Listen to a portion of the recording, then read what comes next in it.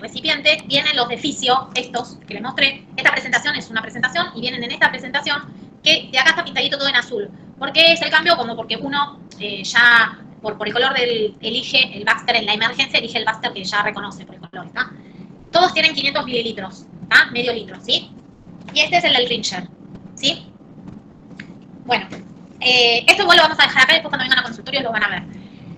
Esto es 500, ¿sí? Si nosotros queremos pasarle al paciente uno de estos, ¿tá? Vamos a elegir este que es el que más se ve en todos lados. Uno de estos. Doctora, usted está mostrando algo, yo no lo estoy viendo, no sé si soy yo. ¿Usted lo ¿No me está ven? Yo la veo. Sí, se ve. Ah, ya. Entonces es mi internet, ahí apenas la estoy viendo. Ahí apenas la estoy viendo, es mi internet. Sí, sí. Bien. En este Baxter, en cualquiera de los Baxter tienen 500, ¿ok? Si nosotros queremos pasar este Baxter en un día, lo tenemos que pasar a 7 gotas. Esto es lo que nosotros vamos a poner, alguno que tuvo un suero en algún momento, lo que vamos a poner en la guía, ¿está bien? Que va a ir al acceso venoso, ¿está bien? Entonces, esto, si lo queremos pasar en un día, los 500 mililitros, lo tenemos que poner a 7 gotas. Que esto gotee a 7 gotas por minuto, ¿está bien? Ese es el cálculo para pasarle 1. Y lo vamos a multiplicar por la cantidad que queramos pasar. Si queremos pasar solo 500, chao Gaby, hasta mañana, que descanses. Si queremos solo pasar 500, vamos a pasarlo a 7 gotas. Si queremos pasar 2 Baxter, que serían 1000, vamos a multiplicarlo por 2, 14 gotas. Si queremos pasar 3 de estos, 21 gotas, 4, 28, y así sucesivamente, ¿está bien? Hasta llegar a 42 gotas, que serían 5 Baxter, ¿está? Entonces, lo que nosotros siempre hacemos es ver la cantidad de líquido que tenemos que pasar, ¿está bien? Imagínense que nosotros tenemos lo que ayer hablábamos. Si nosotros tenemos un paciente deshidratado, ¿cuál piensan? ¿Con cuál empezaríamos? ¿Con una dextrosa o con un fisio? Fisio tiene sal, también es salado, digamos, para que lo entiendan, ¿no? Tiene cloruro de sodio, ¿bien? Y este tiene dextrosa. Si vemos que tenemos un paciente deshidratado, ¿con cuál empezaríamos? Dextrosa. Generalmente. La dextrosa. Pon el otro porque tienes que reponer el electrolito. Bien. Ah, claro, yo me quedé pensando con el tema de como es salado, sal, capaz lleva a la deshidratación. Yo les dije así, chicos, para que lo entiendan, pero no lo digan. Es salado así porque nos van a matar. ¿Está bien? Pero para que lo entiendan. Uno es con sodio, ¿está bien? Este tiene sodio y este tiene dextrosa. Hablemos con propiedad. ¿Está bien? Generalmente ponemos el que tiene un fisiológico, que es como que va a mejorar el tema de la presión y demás. Si el paciente está chocado, empezamos con un fisiológico. Igual, eso también va a depender en el momento porque si nosotros tenemos un paciente que tiene muy bajo porque está deshidratado y tiene la glucemia baja, no le vamos a poner un fisio porque va a disminuir la glucemia, entonces le ponemos un dextrosa. Pero la cantidad de gotas, ¿qué piensan en uno de estos? ¿A cuántas gotas le pondríamos?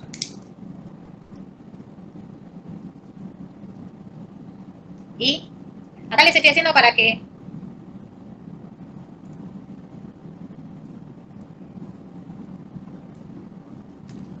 ¿Ven en los números o no? Bueno, igual es fácil. Lo multiplican por la cantidad por 7. ¿Está bien? Gotas. Si yo tengo un paciente deshidratado, es que le falta líquido a este paciente, ¿qué le pondría? ¿7 gotas? ¿O a 35, 42 gotas? Lo máximo posible, ¿no sería? Bien. Lucía, ¿no? Sí. Bien, bien. Ahora, yo tengo un paciente que tiene una insuficiencia cardíaca. ¿Cuántas gotas le pondría? A 7. Muy bien, Lucía. Perfecto. ¿Está bien? ¿Por qué? Porque yo ese corazón no lo puedo sobrecargar de líquido, porque va a tener que bombear más y puedo que lleve a una falla. Entonces, a esta falla yo sobrecargo de líquido al corazón, al organismo, este corazón tiene que trabajar mucho más y puede llegar a ser un edema agudo de pulmón.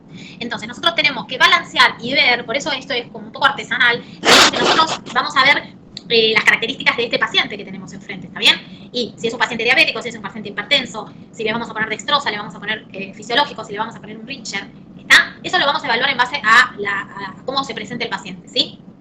Pero en líneas generales, para que les quede, un paciente que tiene una insuficiencia cardíaca no le vamos a poner 42, ¿está bien? Porque lo vamos a pasar para el otro lado y vamos a generar un edema agudo de pulmón. Y un paciente que está recontra deshidratado, que capaz que está con una hemorragia digestiva y perdió mucho líquido, necesita volumen. No lo vamos a poner a 7 gotas porque no le reponemos más el volumen, ¿está?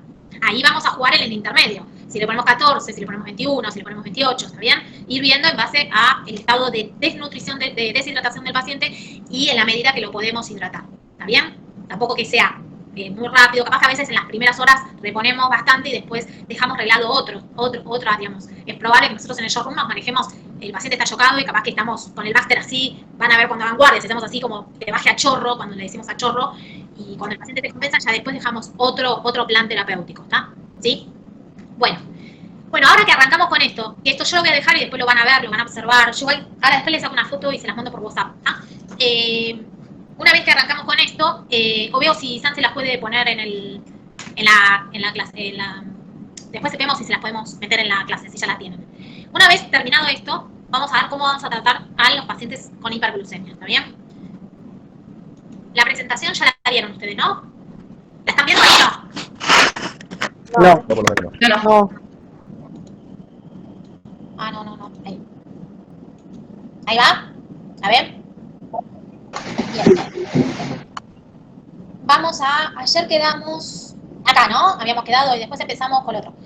El tratamiento de la cetoacidosis diabética, ¿está bien? Un paciente con una cetoacidosis diabética, tenemos que, por un lado, imagínate que este paciente ha tenido un grado de deshidratación, tenemos que hacer una buena reposición de líquidos. Por el otro lado, tenemos que implementar la insulinoterapia, lo que les decía yo ayer.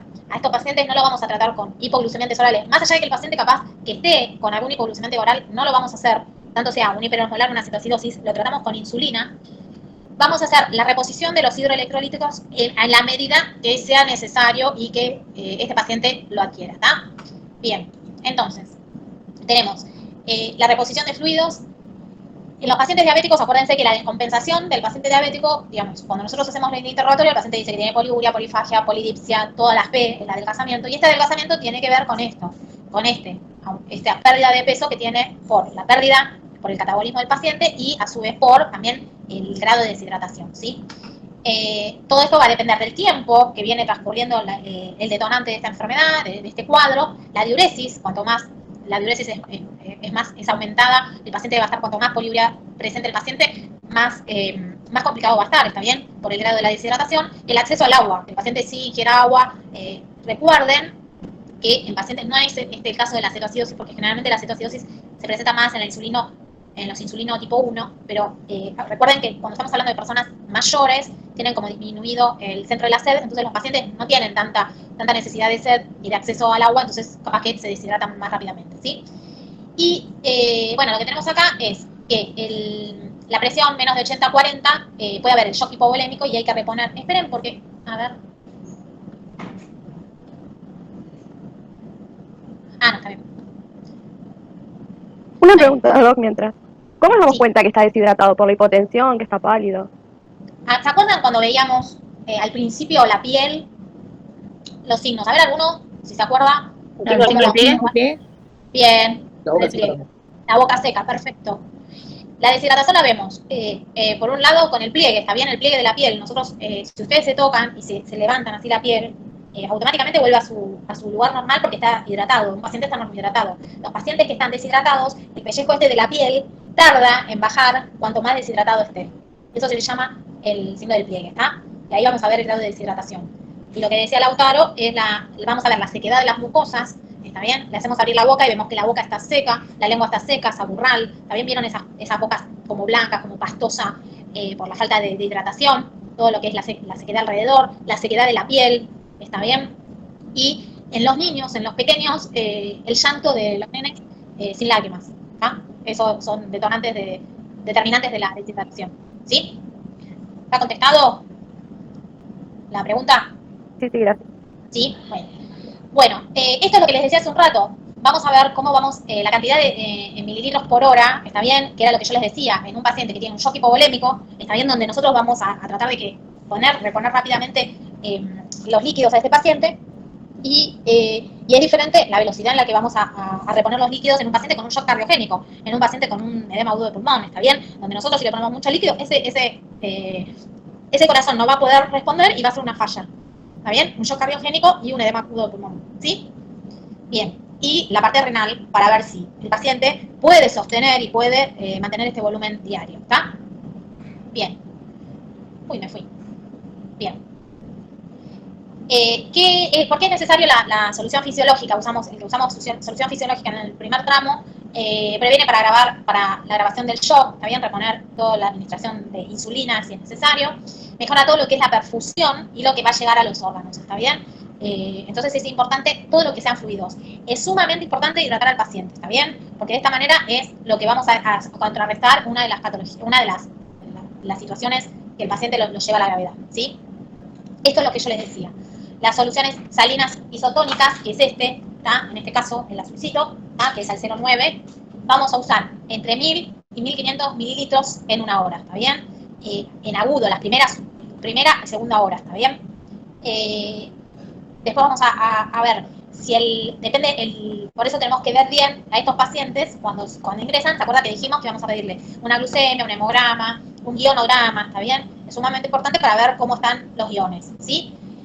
Y si el sodio normal o elevado, le ponemos una solución salina hipotónica, ¿está bien? Y si el sodio está bajo, le hacemos una isotónica del que estábamos hablando, donde tiene sodio para agregar, ¿está bien? Y en un momento, digamos, cuando nosotros vamos bajando la glucemia de los valores, con el que el paciente viene 500 de glucemia y lo vamos bajando con la hidratación del paciente, en este caso empezamos con fisiológicos, ¿está bien? Y una vez que tenemos el ionograma, empezar a darle insulina, que ahora lo vamos a ver posteriormente. Una vez que nosotros con el tratamiento que indiquemos bajamos la glucemia a menos de 250, ahí ya le podemos intercalar con glucosa, ¿está bien? Le usamos el dextrosa al 5%, ¿sí? ¿Hasta ahí va bien? ¿Entienden más hoy con estos frasquitos que ayer? No. Sí, algo más que ayer sí. ¿Eh? Que más que ayer sí. Sí, ayer estábamos empantanados porque era un lío ya. Bueno, entonces, en principio empezamos con la solución fisiológica, que es el azulcito, el 0,9, ¿está bien? Y si nosotros tenemos que tenemos el sodio normal, ¿está bien? O alto, le podemos usar el isotónico, ¿está? Cuando nosotros ya empezamos a mejorar lo que es la glucemia, pues vamos a empezar a alternar con el dextrosa. ¿Está bien? Bien. Bien. Entonces, en la cabeza nos tiene que quedar la hidratación, que ya la tenemos, y vamos a dar la cantidad. En agudo, al principio nosotros vamos a tener el paciente en short y vamos a estos 500, de 1000 a 1500 lo vamos a hacer con el paciente y vamos a ver también la confianza de su corazón. Si el paciente es un insuficiente cardíaco, no le podemos poner mucho líquido de una, ¿está bien? Pero bueno, vamos a ir viendo. Por un lado la hidratación, por el otro lado, cuando nosotros pedimos el laboratorio tenemos que pedir el iono, como les dije. Evaluar el potasio para poder implementar la insulina, ¿está bien? Porque todo este cambio puede hacer cambio de iones, entonces tenemos que tener una base de cómo están los iones en el paciente, ¿sí? Entonces, antes de empezar el tratamiento con la insulina, debemos comprobar la ausencia de la hipopotasemia, ¿está bien? Bien. ¿Y qué vamos a administrar? 0,1 unidades, las insulinas vienen por unidades, por kilogramo por hora de insulina R, que vendría a ser la rápida o la corriente, ¿sí? O, de otra manera que lo decimos, es de 5 a 10 unidades, que esto es lo que generalmente nosotros empezamos, con 5 o 10 unidades, a veces hasta 15 unidades, siempre endovenoso, por lo que hablábamos ayer, ¿se acuerdan? Usamos la vía endovenosa porque la vía subcutánea, ¿qué pasa? Tenemos el paciente deshidratado, una vez que este paciente lo hidratamos, como está deshidratado, le pasamos heparina, no baja la glucemia, le volvemos a poner insulina, volvemos, sigue alta, vuelta. Entonces, cuando ese paciente se hidrate y empieza a reabsorber toda esa insulina, va a ser una hipoglucemia. Entonces, recuerden que el tratamiento lo vamos a hacer la insulina endovenosa, ¿sí? Empezamos con 5, 10 unidades, a veces hasta 15 unidades, y hacemos posteriormente la determinación de la glucemia, ¿bien? Si en las primeras 2 horas no hubo un descenso de 100 miligramos o un 10% del valor que tenemos original, por ejemplo tenemos 500 y seguimos con 450, ahí duplicamos la dosis de insulina, siempre endovenosa, ¿sí? Recién cuando nosotros empezamos a tener una glucemia menor a 250 con un pH mayor a 7,3, un bicarbonato mayor a 18, ahí empezamos a utilizar la rápida o la corriente, pero en subcutáneo, ¿está bien? Porque ya el paciente está más compensado. Y lo hacemos cada 4 o 6 horas, ¿qué es lo que hacemos? Hacemos el control de la glucemia y vemos en esa tablita que yo les decía que generalmente es menos de 80, eso lo tenemos que dejar arreglado para que los enfermeros lo sepan. De 0 a 80 nos tienen que avisar porque el paciente está haciendo una hipoglucemia, de 80 a 150 nada, de 150 a 203 unidades, de 200 a 250 6 unidades, de 250 a 300 9 unidades y más de 310 unidades o avisar. Hay otros que hacen la tablita del 4 y van haciendo 4, 8, depende. Yo implemento la del 3, 6, 9 y 10. ¿Está? Bien. Eso por un lado. Ahí recién podemos empezar, cuando vemos que el paciente ya empieza a compensarse, podemos empezar a corregirlo con insulina subcutánea. Antes no. ¿Esto les quedó claro que es importante todo esto? ¿Sí o no? Sí. Si no, volvemos atrás. Sí. ¿Tienen alguna duda de algo? Me dicen y paramos. Porque esto es sumamente importante para el tratamiento, ¿sí? Bien. Posteriormente, a las 24 o 48 horas, a este paciente le vamos a dejar reglado la insulina N, también que es la NPH, que se va a se va a aplicar en una dosis considerada, depende de si este paciente es virgen de tratamiento con insulina. Los pacientes que son virgen de tratamiento con insulina, tenemos que primero ir de menos a más, ¿está? Porque no sabemos si este paciente va a responder mucho a la insulina y después baja demasiado, ¿sí? Entonces, después dejaremos arreglado lo que es la insulina, la NPH, y en base a esto, y en los momentos donde se da. ¿Cómo lo vamos a determinar esto? Porque al paciente vamos a hacerlo hemoglucotest en diferentes momentos del día y vamos a ver cómo es su curva de glucemias. ¿Está bien? Bien. La reposición de sodio, lo que hablábamos hace un rato. Usamos la disolución fisiológica esta, ¿está? Al 0,9, si la natremia es menor a 155. El lactato de Ringer, si la natremia es mayor a 155. ¿Está? Y como hablábamos ayer, que yo les decía esto de alternado, si la glucemia es menor a 250, ya podemos empezar a usar la dextrosa, ¿está bien? Y si la natremia es menor a 150, también podemos usar la solución fisiológica, ¿está? Entonces, los vamos alternando, ¿está? Cuando ponemos en el plan, ponemos por ejemplo, que les diga 28 gotas, 1 y 1, alternado. Entonces, en un Baxter va a usar la enfermera un Baxter de fisiológico y posteriormente le va a poner uno de dextrosa y lo alterna. Ustedes deciden, pueden poner 2 de fisio, 1 de dextrosa y de vuelta 1 de fisio. Depende de las características del paciente, ¿sí? Bien. Y solución de dextrosa al 5% y sodio necesario si la glucemia es menor a 250 y la natremia mayor a 155. ¿Está bien? Le dejamos solo la dextrosa, ¿sí? Bien. El tratamiento del potasio. Es sumamente importante ver el potasio, ¿está bien? Por eso el iono siempre lo pedimos, ¿sí? La hipocalemia es la causa de muerte más frecuente en la cetoacidosis porque puede producir arritmia. Recuerden, ¿está bien? El hígado paralítico, parálisis respiratoria. Por lo tanto, debe siempre que, previo a empezar con el tratamiento de insulina, tener en cuenta cómo está el potasio, ¿sí? Generalmente, el porcentaje más alto, el porcentaje está normal de potasio, ¿sí? ¿Qué hacemos? Vamos a hacer la reposición de potasio. Tenemos que asegurar primero la diuresis del paciente, que el paciente esté orinando. Por lo tanto, este paciente, acuérdense de que habíamos dicho que le poníamos una sonda vesical para calcular la diuresis, ¿sí? El potasio normal es entre 3,3 y 5,5, ¿sí? Nosotros, para poder ver si este paciente necesita, lo que yo les decía, acá las ampollas de acá vienen de 15 mil equivalentes, ¿está bien? Ponemos 1 o 2 en cada Baxter, depende de lo que nosotros necesitemos, ¿está bien? Entonces ponemos de 20 a 40 mil equivalentes por litro de infusión, ¿está bien? Eso se le agrega a la infusión que nosotros le vamos a poner, al de dextrosa o al fisio, ¿sí? Bien. Y, obviamente, si el potasio está por debajo de 3,3, vamos a reponer el límite superior 40. Si es muy grave la hipocalemia, vamos a reponer 60. Y si el valor de la potasemia es mayor a 5, vamos a ir controlándolo al paciente cada 2 horas a ver si es necesario reponer o no. ¿Hasta ahí van bien? ¿Sí? Sí. Estos pacientes, por lo que yo les decía, por las arritmias que pueden ocasionar, tenemos que hacer un monitoreo con un electro permanente, ¿sí? Serían las T acuminadas con la hipercalemia y las T planas en la hipocalemia. Pero vamos a ir controlándolo. Estos pacientes se le pone el monitor permanentemente, ¿sí?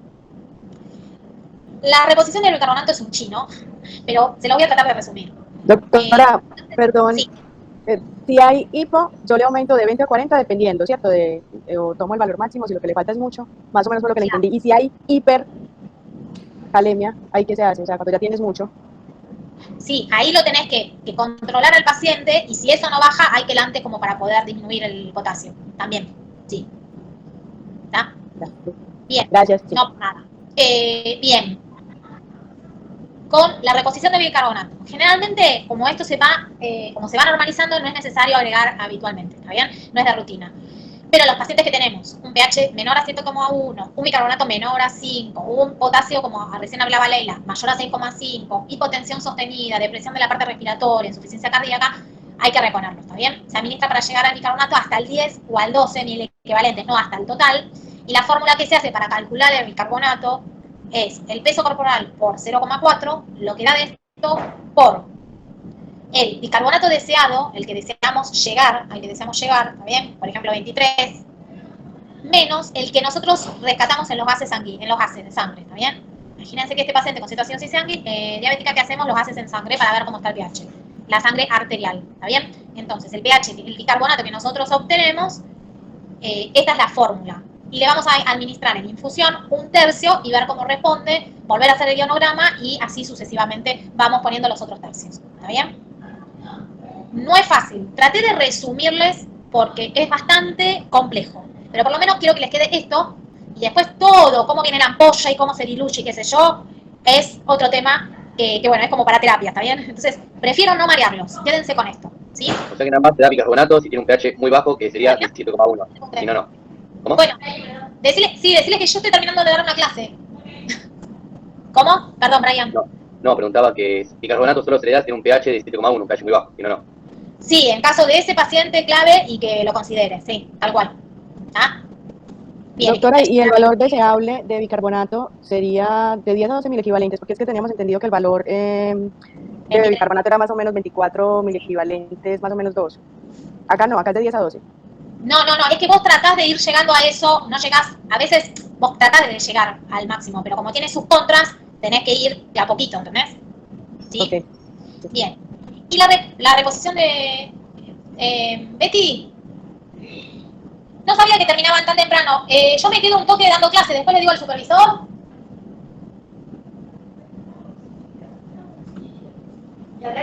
Pensé que terminábamos tarde hoy con vacunas. Justo, mirá. Genial. Escúchame, yo estoy dando clase. Cuando termino le aviso al supervisor que me Sí, va a yo le digo a la chica que me cierre. ¿Viene Yo la voy a José? hacer cosas, Ah, todo acá en el yo voy a la guardia y lo ubico. Así me cierra todo. Dale. Gracias, Betty. Sí, por eso. Bueno, gracias. Estábamos hablando algo y me perdí. Porque tengo miedo de quedarme encerrada acá dentro de los consultorios, chicos. Después no tengo llave para salir. ¿Qué me decían? Nada. No, estábamos hablando del bicarbonato, pero ya. Claro, en realidad vos vas a buscar el deseado tuyo en este paciente. El deseado es el 23-24. ¿Está? A veces vas subiendo a poco y pones como escalonado 10, 12 para, viste, no pasarte, porque bueno, es como todo muy ahí, está muy grave el paciente, ¿está? Entonces tenés que ir viendo todo detalladamente, que no se desbalancee. Y el tema del fosfato también el tratamiento puede producir una hipocalcemia severa, ¿está bien? Por lo que no se recomienda su corrección genéricamente, ¿está? Puede dar efectos adversos, dificultad respiratoria, rhabdomiólisis y demás. Y en el caso de la corrección, se hace 2 a 2,5 miligramos kilo de peso, de 6 a 8 horas, pero con vigilancia estricta de la hipocalcemia. En realidad se trata de no modificarlo, ¿está bien? Excepto que sea sumamente necesario, ¿está? Pero hay que tenerlo con mucho cuidado, ¿sí? Bien. ¿Qué complicaciones tenemos de la cetoacidosis? Que el paciente haga las hipoglucemias, hipocalemia, hipofosfatemia, que tenga todos los iones por debajo, la acidosis hiperclorémica, el edema cerebral, el edema pulmonar, la trombosis, ¿está bien? Trombosis venosa, tromboembolismo, neumonía aspirativa, por la dificultad, digamos, la mala mecánica respiratoria del paciente, una gastritis erosiva con hemorragia digestiva. Puede ser que las hemorragias digestivas son siempre presentes a situaciones de estrés, ¿tá? Y esto puede repercutir.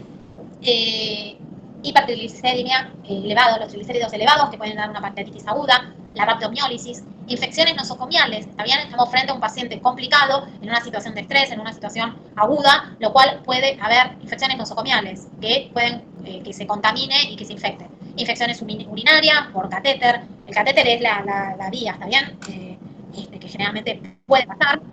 Y estafilococcea, que es lo más común porque son gérmenes que están localizados en la piel y, bueno, ingresan a través de algún acceso que transportemos por la piel, ¿sí? Cuando sacamos sangre, cuando le ponemos alguna vía y demás.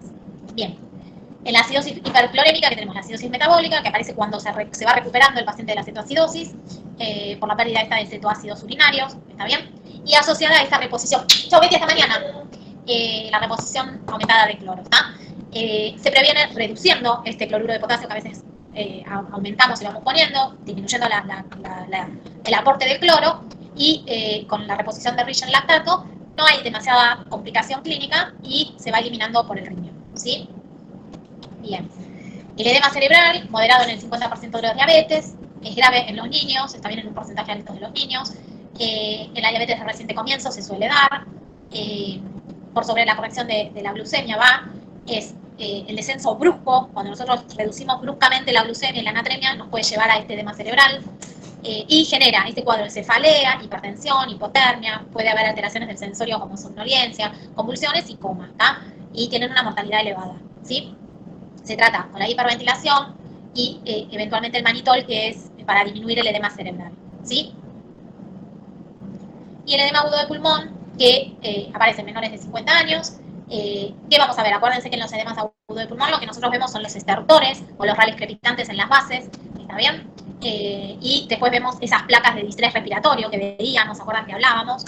La mortalidad es alta y bueno, y lo que se recomienda es evitar esta reposición excesiva de líquidos a un paciente, ¿está bien? Tenga o no cardiopatía, tenemos que evaluar bien, por eso tenemos que ser muy estrictos en generalmente ustedes van a ver cuando en las emergencias decimos, ¿cuántos frascos? A veces con el indeleble decimos, frasco 1, frasco 2, porque un frasco, imagínense que son 500 mililitros, y si nosotros sobrecargamos a ese paciente, rápidamente lo podemos, como decimos entre nosotros, encharcarlo, llenarlo de líquido, el corazón no puede responder a eso y hacer un edema agudo pulmón. ¿Sí? Bien.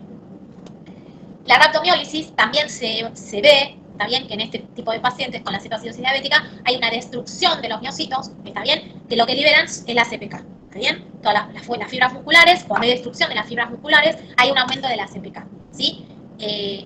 Acuérdense que la CPK es importante, en los casos donde la CPK está muy elevada, tenemos que también hidratar muy bien el paciente, porque puede hacer daño renal, ¿sí? Entonces hay que hacer un control estricto de esto, ¿está?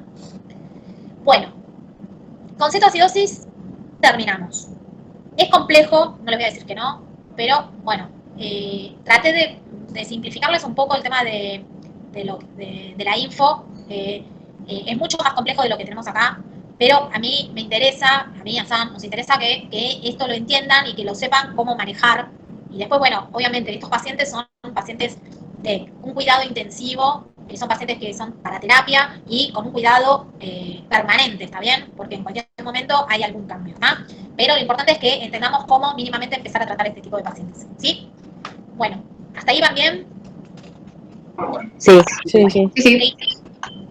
Bueno, el síndrome hiperglucémico hipertónico, ¿está? Se caracteriza por glucemias elevadas.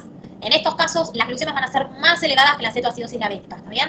En la cetoacidosis diabética es más de 400, 500. En estos valores son arriba de 800, ¿está? Por lo general. Tienen la característica de ser hiperosmolar, por eso su nombre, hiperosmolar, deshidratación importante y ausencia de cetosis, ¿sí? La etiología, ¿qué lo da? Enfermedades, como una insuficiencia renal, una insuficiencia cardíaca, ACV, infecciones, deshidratación. ¿Leíto? ¿Todo bien? No, estoy dando clase, pero necesito más algo. Está re mal esta chica.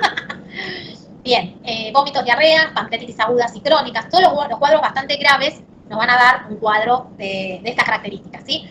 Y fármacos que van a predisponer, acuérdense, los glucocorticoides, algunos diuréticos, difenhidramina, los beta bloqueantes, inmunosupresores, otros tratamientos que puedan generar este distrés y hiperglucemia de los pacientes en diálisis, con alimentación parenteral, cirugías, ¿está? Y inadecuada ingestión de líquidos por los pacientes de edad, que hablábamos hace un rato, que tienen disminuido el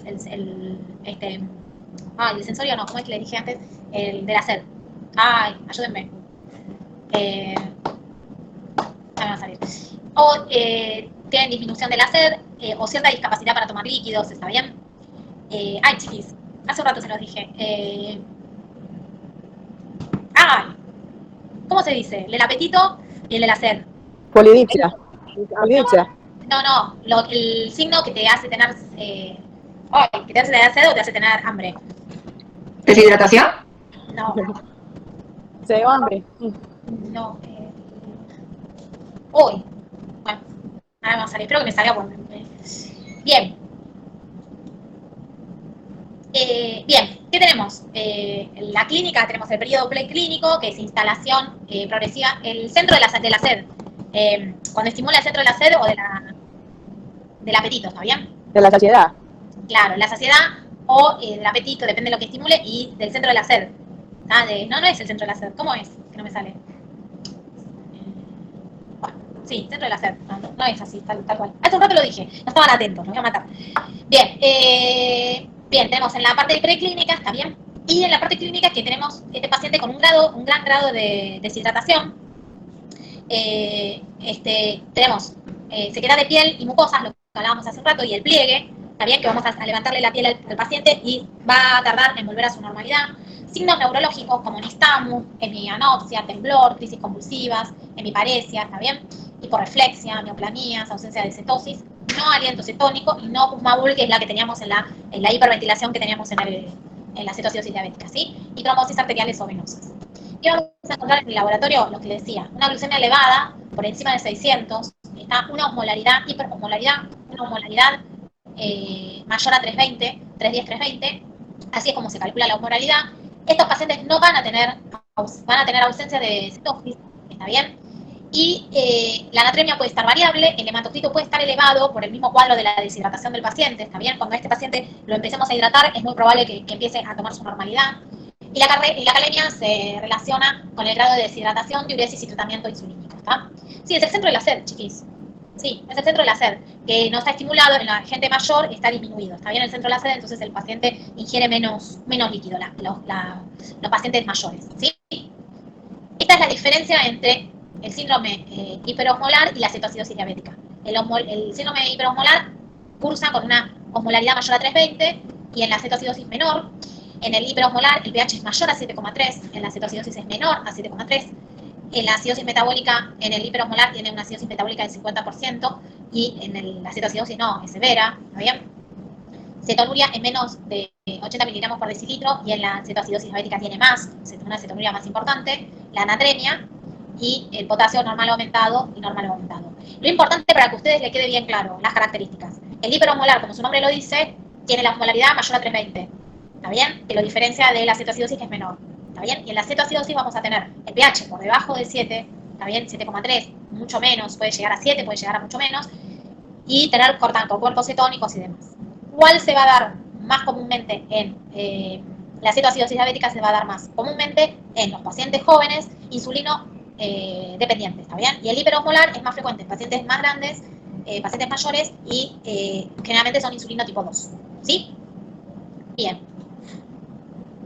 En el coma hiperosmolar tenemos, generalmente son diabetes tipo 2, que son pacientes que tienen insuficiencia renal ya de base, porque generalmente, ¿no? Porque son pacientes que tienen dañado la parte renal por la diabetes, mal acceso al agua, carencia relativa de la insulina, previene la cetosis, es decir, si es el paciente capaz que estaba tratado, ya necesitaba el tratamiento de insulina y no lo tenía. Bien, insuficiencia renal impide eliminación de orina por glucosa, ¿no? La glucosa no tiene tanta eliminación de orina.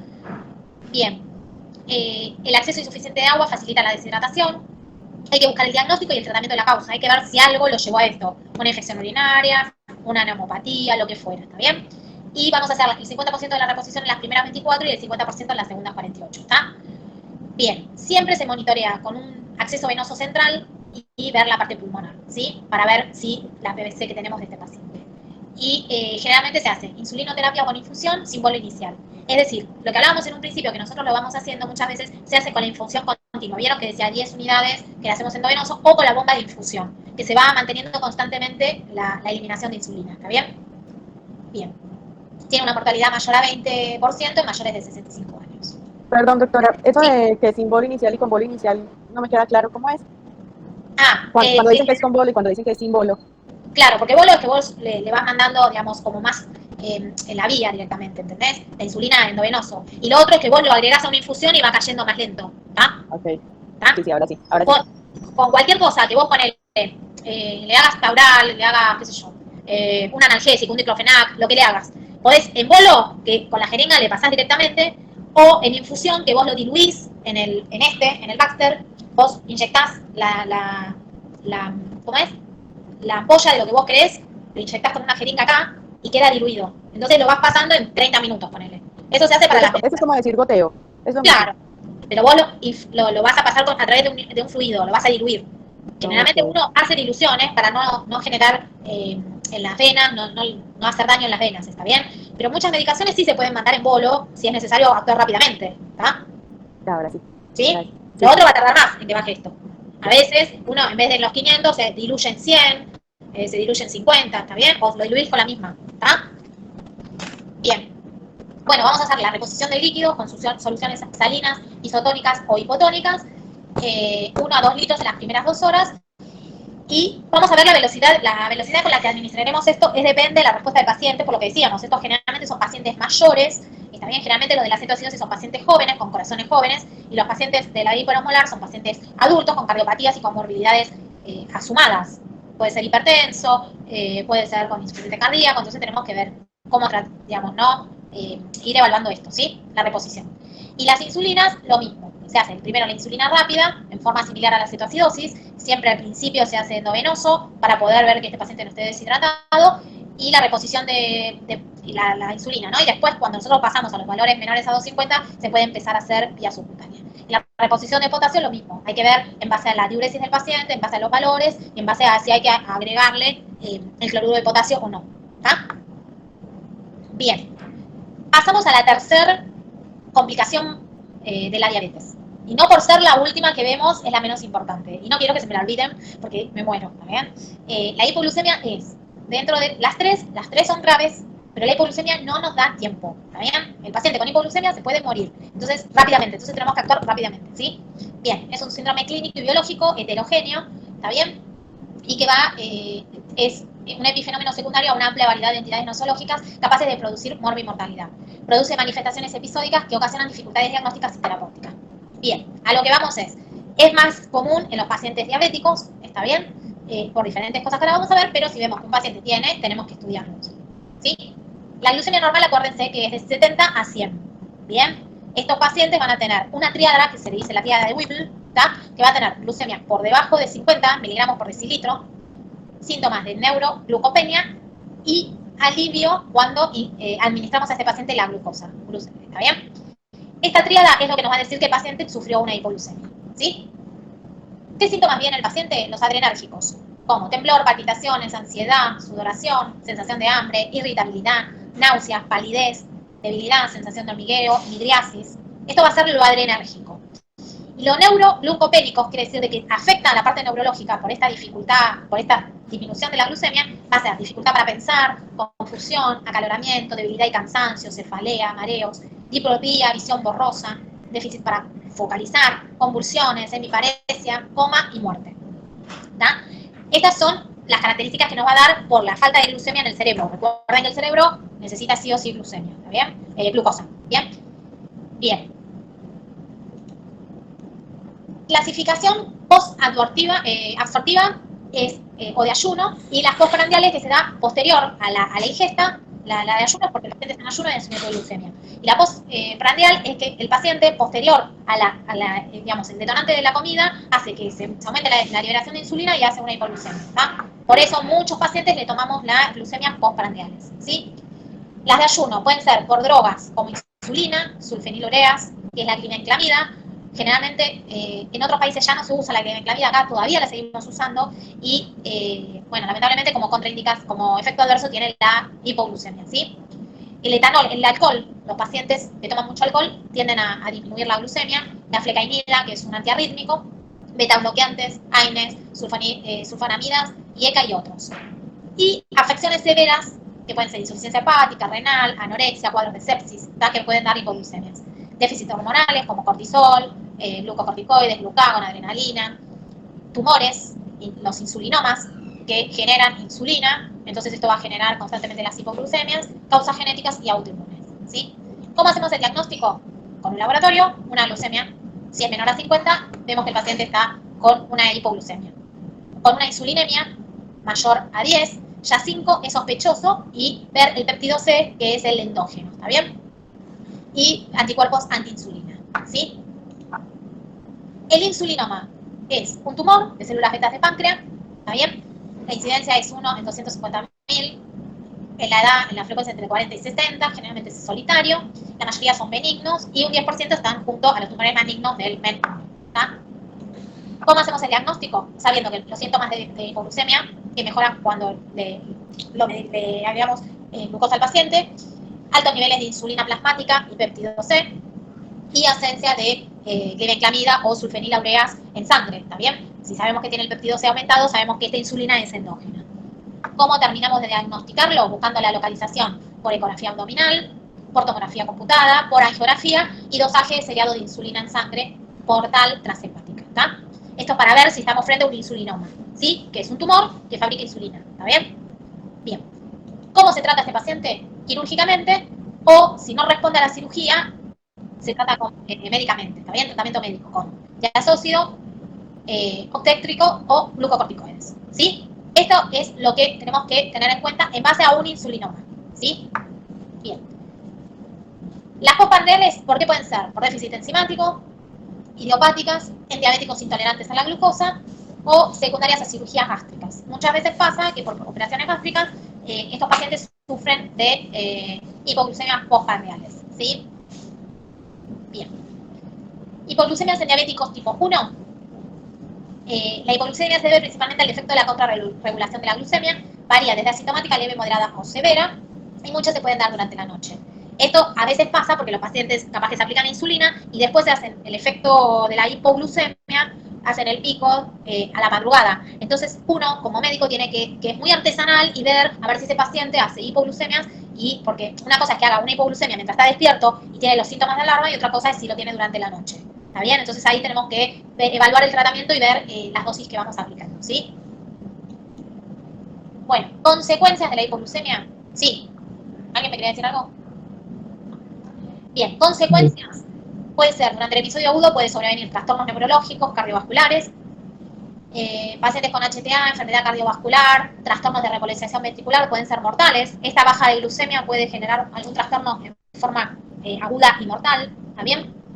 En los casos que los pacientes tienen retinopatía proliferativa se puede agravar de manera significativa, ¿está bien? Y se estima aproximadamente que el 4% de los diabéticos que sufren una hipoglucemia severa los lleva a la muerte, ¿está bien? El tema es que la hipoglucemia tenemos que actuar rápidamente con el tratamiento, ¿sí? Ese es el tema, va a hacer el diagnóstico y el tratamiento rápido, ¿sí? Las otras dos nos da un poco de tregua de, bueno, de empezar con el tratamiento, pero la hipoglucemia, si no lo medicamos al paciente, se muere. Bien, ¿cómo hacemos para prevenir? Educar al paciente con respecto al paciente, a la familia, explicarle cómo tiene que aplicarse la insulina, si se aplica la insulina y ver la actividad física, si se aplica la insulina y comió, si tomó la medicación y comió, si va a hacer más actividad física que lo habitual, aplicarse menos insulina, digamos, todo, el médico tiene que hacer toda una educación hacia el paciente y también darle las pautas de alarma para ver que el paciente reconozca cuando está por sufrir una hipoglucemia, ¿está bien? Lo que lo va a llevar a la hipoglucemia, ¿sí? Criterios de hospitalización, los pacientes que, bueno, no responden rápidamente al tratamiento y necesitamos hospitalizarlos, ¿está? Estos pacientes que hacen una hipoglucemia con un coma, convulsiones, o familiares que no pueden estar con el paciente, digamos, controlándolo, entonces tenemos que hospitalizarlo para controlarlo nosotros, que no vuelva a ser una hipoglucemia. Y también los pacientes que en realidad hicieron la hipoglucemia por la glibenclamida o las sulfonilureas, que tienen una vida media larga, entonces es probable que capaz ese paciente se olvidó y tomó varias veces la medicación y hizo una hipoglucemia y tenemos que ver de que no la vuelva a hacer, ¿sí? Entonces los hospitalizamos, los internamos, ¿está? ¿Cómo los tratamos? El paciente que tiene una hipoglucemia no severa y que el paciente se da cuenta que está teniendo prodromos de la hipoglucemia, como temblor, taquicardia, sudoración, palidez, sensación, visión borrosa y todo lo que nosotros le tenemos que explicar como médicos para que el paciente sepa a qué se puede llegar a encontrar, a estos pacientes, bueno, les aconsejamos o que coman azúcar, o un caramelo, o un jugo de naranja, de pomelo, de alguna fruta, o un vaso de Coca-Cola, digamos, cualquier cosa que si está consciente el paciente, obviamente. Si el paciente no está consciente en la zona, en una región familiar, en la casa o donde esté, el glucagón inyectable, ¿está bien? Que generalmente lo tienen los pacientes en sus carteras, en sus bolsos, en lo que fuera. Y si este paciente no se logra, está inconsciente y es trasladado a una región hospitalaria, este paciente se le pone inicialmente un suero con dextrosa, ¿está bien? Y se hace el glucosado hipertónico, que es lo que nosotros habíamos visto de la dextrosa, pero la glucosa está en un porcentaje más concentrado, ¿está bien? Entonces le vamos a administrar, le vamos a hacer la infusión del glucosado hipertónico y esto es lo que hace levantar rápidamente, ¿sí? Con respecto a esto, es mágico. El tratamiento de la hipoglucemia es mágico. El paciente entra en coma y le pasan el hipergluc. Cuando lo vean en la guardia van a ver que es uno de los tratamientos más lindos. Le pasan el hipertónico y el paciente de estar en coma termina hablando, ¿está bien? Yo creo que les conté que un domingo en una guardia vino un paciente con una hemiplegia de libro, parecía una ACV, con mirada, no movía la mitad del cuerpo, y me llaman del laboratorio. Nosotros le estábamos dando el informe al familiar de que nos parecía que era una ACV, porque era una ACV de libro, la mirada, todo, y nos llaman del laboratorio que tenía 20 de glucemia, le mandamos el hipertónico y el paciente, hola, ¿qué tal? ¿Cómo está? Como si nada. Así que, bueno, el tratamiento es mágico si lo agarramos a tiempo, ¿sí? Bien. A ver acá qué dice. Bueno, lo de las glibenclamidas que tienen una vida media muy larga, entonces tenemos que generalmente internar a los pacientes y pacientes que tengan otros factores de comorbilidades que, bueno, tengamos que estar atentos a que no vuelvan a hacer una hipoglucemia, ¿sí? Las hipoglucemias por las sulfonilureas, en realidad, en muchos lugares del mundo ya está contraindicada, se sacó de comercio, acá se sigue usando lamentablemente, lo tratamos de usar lo menos posible, pero bueno, sigue estando. Y bueno, factores que predisponen es los pacientes que tienen una hemoglobina glicosilada muy baja, está bien. Y bueno, las sulfonilureas tienen una acción muy potente de hipoglucemiante y muy prolongada, la vida media lo que hablábamos. generalmente predisponen los pacientes con reciente comienzo al tratamiento, enfermedades hepáticas y renales, pacientes que además de tomar las sulfonilureas no comen, entonces, bueno, obviamente la inanición hace esto. También se incrementa con otros hipoglucemiantes, que sean medicaciones o el alcohol, está bien, o la edad avanzada, todo esto son cosas que predisponen a la hipoglucemia, ¿sí?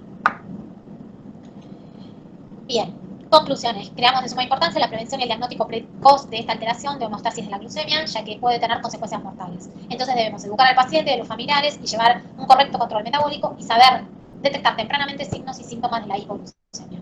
Como profesionales debemos sospechar la posibilidad de este diagnóstico y actuar en consecuencia. ¿Está? Sumamente importante educar al paciente, que es el paciente el que va a empezar a sentirse mal y el que tenemos que alertarlo, ¿está bien? Que bueno, que si se deja, que si se siente mal, tiene que rápidamente comer su caramelo, tomarse un vaso de Coca-Cola, ¿está bien? Y alertar a los que están con ellos para decirle, bueno, que le inyecten el glucagon, o bueno, que lo lleven a un hospital si este paciente está con una hipoglucemia severa, ¿está bien? Y bueno, las complicaciones son 3, no se las olviden, se los pido por favor, siempre que preguntemos, acuérdense que son 3, y eso es todo. Gracias, doctor. Muchas gracias, doctora.